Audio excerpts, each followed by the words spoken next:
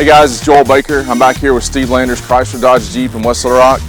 Today we're going to do a new video just going over some basic, new Jeeper information that are some of the main questions we get asked here a lot. First of all, on an automatic, obviously this is your shifter here. Your transfer case shifter here that puts it between two-wheel drive, four-wheel drive high and four-wheel drive low is located right here.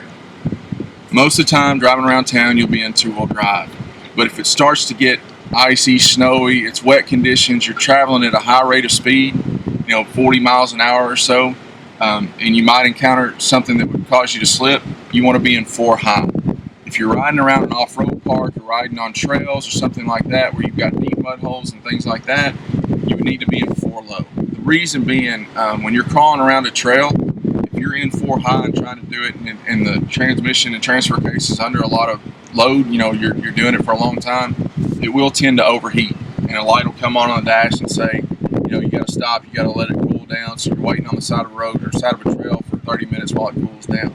If you leave it in 4 low and run around all day, you won't have that problem. So from going from 2-wheel drive to 4-wheel drive high, you can do that while you're driving down the road. You need to keep it under 45 miles an hour, but you're in drive, you just reach over and slide this back into 4 high, and you'll be able to cruise right along and not have any problems. To go into 4 low, you do need to be in neutral, and it helps if you're actually rolling just a little bit. You'll see if you try and do it right now, put it neutral, it'll go into 4 high real easily. But if you try and go to 4 low, it'll just sit there and you can't pull on it. You don't want to force this, because one of the things about this lever is on the bottom where it actually connects to the transfer case is a small little plastic piece that connects this to the transfer case. If you yank and pull on it real hard, it can break.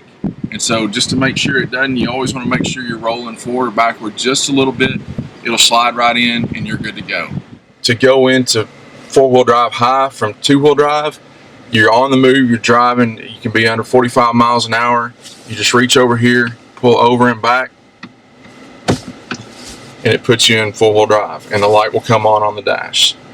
Now to go into 4-wheel drive low, you do have to put the transmission in neutral, kind of slow down to about 1 mile an hour, and that pulls down and will pull right into 4-wheel drive low, put it back in drive, and drive normal.